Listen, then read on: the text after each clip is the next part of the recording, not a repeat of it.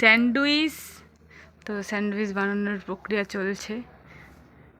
এই যে চিজ দেওয়া হচ্ছে আর নিচে আছে ঘি। গাইস দেখতে পাচ্ছ কি লেভেলের একটা এক্সাইটমেন্ট কাজ করছে ওর ভেতরে। ও আমার জন্য স্যান্ডউইচ বেক করবে। তো তার জন্য কিন্তু ও যখন থেকে এই স্যান্ডউইচ মেকারটা দেখেছে তখন থেকেই ও লাফাচ্ছে বলতে গেলে যে আমার জন্য ও স্যান্ডউইচ বানাবে। তো তার প্রক্রিয়া চলছে, দেখতে থাকো। দেন এটার উপরে দেবে আর একটা ব্রেড, এটার উপরে আর একটা, হয়ে গেল। এখন কানেকশন দেওয়া হবে। এই যে চলে গেল স্যান্ডউইচ বেক হওয়ার জন্য লক। সত্যি কথা বলতে গাইস স্যান্ডউইচটা কিন্তু খুবই টেস্টি হয়েছিল। তো দেখতে থাকো ফুল ভিডিওটা, ভালো লাগবে আশা করি। Red button. আর এই যে দর্শক একটা আর বাবা গেল। এই যে তৈরি হচ্ছে স্যান্ডউইচ। কার জন্য তৈরি করছো তুমি স্যান্ডউইচ? হ্যাঁ তো গাইস তোমরা আশা করি বুঝতে পেরেছো ওর কতটা এক্সাইটেড ছিল এই স্যান্ডউইচ বানানোটা নিয়ে। সো অনেকটা স্যান্ডউইচ অলমোস্ট ডান হয়ে গেছে। সো এখন কিন্তু রেড বাটন জ্বলছে। যখন স্যান্ডউইচটা পরিপূর্ণ হয়ে যাবে বেক তখন কিন্তু গ্রিন বাটনটা অন হয়ে যাবে।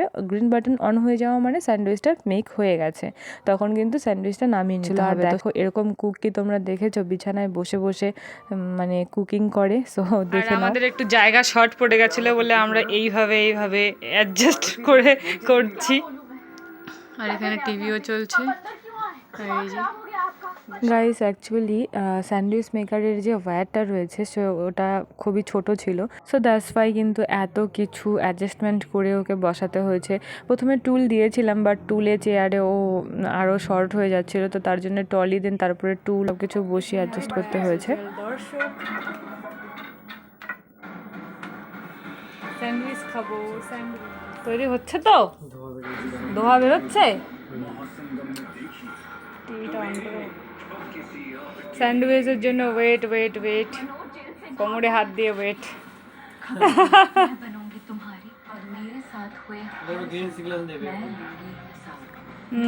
এখন আমরা ওয়েট করছি গ্রিন সিগন্যালের। Green signal in the sense কি হয়ে গেছে এটা।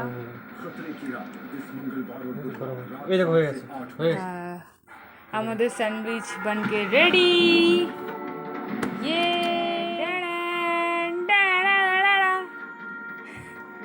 না বন্ধ করে দাও। এই যে স্যান্ডউইচ বানকে গাইস দেখতেই পাচ্ছ আমাদের স্যান্ডউইচ কিন্তু ডান। সো এখন শুধু একটু কাজ বাকি রয়েছে ডেকোরেশনের। সো স্যান্ডউইচ যেহেতু ট্রায়াঙ্গেল শেপেই ভালো লাগে তো তার জন্য তাকে কাটিং করতে হবে। দেন তারপরে যদি চাও তো সস বাগেরা দিয়েও খেতে পারো। সো এই দুটো যেহেতু মার বাবার জন্য রেডি হচ্ছে, তো মার সুগার, তো তার জন্য ওটাতে সস অ্যাড করা যাবে না। তো এই কুককে একটু হেল্পার লাগে। এই কুক একটু মানে সবসময় করে অভ্যস্ত নয় তো, তাই জন্য এই কুককে হেল্পার লাগে। এই যে এখন নিচে বসে গেল, এগুলো হবে কাটিং। গাইস দেখতেই পাচ্ছ এখন কিন্তু স্যান্ডউইচ কাটিং চলছে আর দেন এর উপরে সস সার্ভ করে কিন্তু খাওয়া হবে। ও কাটিং করছিল আর বলছিল যে এটা আরও টেস্টি হবে, একদম দোকানের মতো পারফেক্ট হবে যদি এতে পনির ভুজিয়া, ডিম ভুজিয়া অ্যাড করা যায়, আরও অনেক কিছু অ্যাড করলে, ভেজিটেবল অ্যাড করলে খুবই সুন্দর হবে। সো ও বলছিল এর পরের দিন থেকে ব্রেকফাস্টটা নাকি ওই তৈরি করবে। বানিয়ে কেমন লাগছে একটু টেস্ট করে দেখি।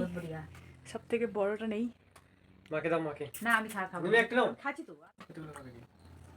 হাতের বানানো স্যান্ডউইচ খেয়ে আমি যত না খুশি তার থেকে বেশি ও এক্সাইটেড ও বেশি খুশি যে ও স্যান্ডউইচ মেক করে আমাকে খাওয়াতে পেরেছে। সারা দিন এই কানের কাছে ঘ্যান করছিল যে আমি তোমাকে স্যান্ডউইচ বানিয়ে খাওয়াবো। তো এর পরের দিন থেকে গাইস আমাদেরকে কিন্তু শুধুই স্যান্ডউইচ খেয়ে ব্রেকফাস্টটা সারতে হবে। ওর কথাটা শুনে অ্যাকচুয়ালি আমরা হাসছিলাম যে প্রত্যেক দিন কি তাহলে আমাদের ব্রেকফাস্টে স্যান্ডউইচই খেতে হবে? তো এ নিয়ে আমরা একটু হাসাহাসি করছিলাম। স্যান্ডউইচটা খুবই টেস্টি হয়েছিল my love. Thank you for everything. Thanks for এই লাভলি গিফট। আর তোমাদের ভিডিওটা কেমন লেগেছে জানাতে ভুলবে না। টাটা।